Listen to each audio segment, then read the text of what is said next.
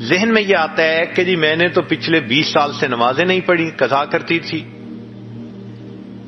تو بھائی اگر آپ نے کسی کا قرض ادا نہیں کیا اور اب ایک وقت میں دے بھی نہیں سکتے تو کیا کرتے ہیں؟ اس کی انسٹالمنٹ بنا لیتے ہیں. انسٹالمنٹ دینا شروع کر دیتے ہیں تو قرض لینے والے کو بھی تسلی ہو جاتی ہے. تو جس کی 20 سال کی نمازیں رہتی ہیں اس کو چاہیے کہ روزانہ 5 نمازیں کم از کم قضا پڑھا کرے. نوافل قبول نہیں ہوتے جس کی قضا نمازیں بچتی ہوں. اس کو چاہیے کہ نوافل کی بجائے بھی قضا نماز کی نیت کرے. تہجد میں قضا نماز پڑھے، اشراق کے وقت پڑھے، چاشت کے وقت، اوابین کے وقت، ہر وقت یہ پڑھے. ہاں جب اشراق کے وقت قضا نماز پڑھے گا اللہ خود بخود نماز بھی قبول کر لیں گے، نفلوں کا ثواب بھی دے دیں گے. اس کی مثال ایسے ہے کہ ایک آدمی نے کسی کا 1 لاکھ پاؤنڈ دینا ہو قرضہ، اور وہ اس کو کبھی ایک پین ہدیہ بھیج دے، کبھی ایک پھول ہدیہ بھیج دے، تو وہ پھول محبت کا سبب نہیں غصے کا سبب بنتا ہے کہ آپ کا دماغ خراب ہے، آپ نے مجھے قرضہ دینے اور آپ مجھے 2 اور 4 پاؤنڈ کے تحفے بھیجتے پھر رہے ہیں. جب فرض نمازیں رہتی ہیں تو پھر نفل اسی طرح 2-4 پاؤنڈ کے تحفے بنتے ہیں. اس لیے قضا نمازیں پڑھنی اہم ہوتی ہیں. کسی نے روزے نہیں رکھے تو ان سب کا حساب لگا کر روزے رکھنے شروع کر دے. یہ شرط نہیں کہ گرمی میں روزے رکھے، آپ سردی کے موسم میں جب دن چھوٹے ہوتے ہیں بھلے اس وقت روزے رکھ لیں، مگر روزے رکھنے پڑیں گے. ہم نے بعض دوستوں کو دیکھا ہے 15-15 سال کی قضا نمازیں ادا کی اور 20-20 سال کے روزے رکھے انہوں نے. عورتیں خاص طور پر، چونکہ نماز تو ان کو معاف ہوتی ہے ایام میں، روزے تو قضا کرنے پڑتے ہیں، وہ روزے کی قضا نہیں کرتی اور بھول ہی جاتی ہیں. خاص طور پر اس کا حساب لگا کر ان فرائض کا پورا کرنا یہ ضروری ہے. ذہن میں آتا ہے کہ میں نے تو فلاں کی غیبت کی، میں کیا کروں؟ بھئی اگر آپ نے غیبت کی تو اب آپ ان سے معافی مانگ لیجئے، اور معافی مانگتے ہوئے ان کو ڈیٹیل بتانے کی ضرورت نہیں ہے.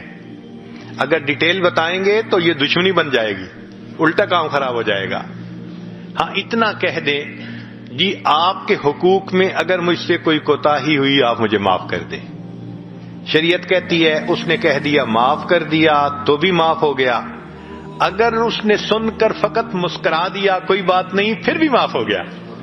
تو دنیا میں تو معاف کروانا بڑا آسان ہے.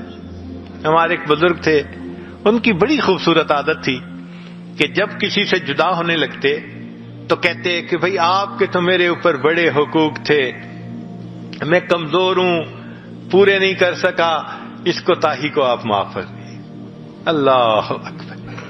دنیا میں خامن بیوی سے معافی مانگ لے، بیوی خامن سے معافی مانگ لے، دوست دوست سے مانگ لے. دنیا میں معافی مانگنی آسان ہے، قیامت کے دن معافی ملنا مشکل کام ہے.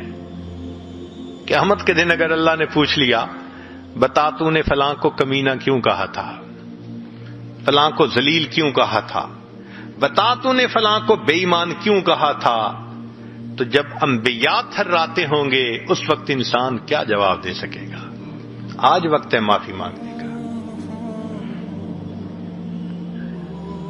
ایک آدمی کہتا ہے کہ جی میں نے غیبت تو کی مجھے یاد بھی نہیں، تو بھئی اللہ سے معافی مانگو، اور اگر اس سے معافی مانگ نہیں سکتے، وہ دور چلا گیا، ایڈریس نہیں، تو اب اس کے بارے میں اللہ کے سامنے استغفار کرو. ہو سکتا ہے اس استغفار کا ثواب اللہ اتنا دے دے کہ قیامت کے دن اس کے غیبت کے گناہ کا اس کو ثواب مل جائے. ایسا کرنا ضروری ہے. ایک آدمی کہتا ہے جی میں تو قتل کر بیٹھا. شریعت کہتی ہے کہ قتل 2 طرح کے ہوتے ہیں، ایک قتل عمد انٹینشنل کرنا، ایک ہوتا ہے ان انٹینشنل.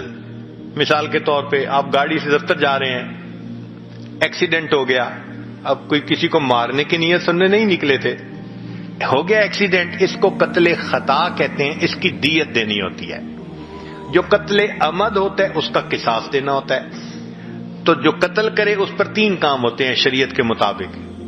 ایک، جو اس کے ورثاء ہیں ان کو قصاص ادا کرے، پہلی بات.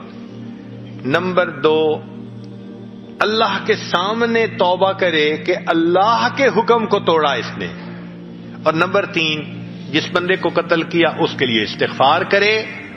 اس کے لیے استغفار کرنا بھی اس کے اوپر واجب ہوتا ہے. 3 کام کرے گا اللہ اس گناہ کو بھی معاف فرما دیں گے. ایک بندہ کہتا ہے میں نے چوری کی مال کسی کا، شریعت کہتی ہے چوری کا مال واپس لوٹاؤ. کہتا ہے جی وہ تو بندہ ہی فوت ہو گیا، بھئی اس کے ورثاء کو لوٹاؤ. اور جی ورثاء بھی اب نہیں پتا کون کون ہے. شریعت کہتی ہے اچھا اتنے پیسے کو تم اللہ کے راستے میں اس نیت سے صدقہ کر دو، اللہ قیامت کے دن اتنا اجر دے دینا کہ اس بندے کا مطالبہ پورا ہو جائے اور میں اس فرض سے سبکدوش ہو جاؤں.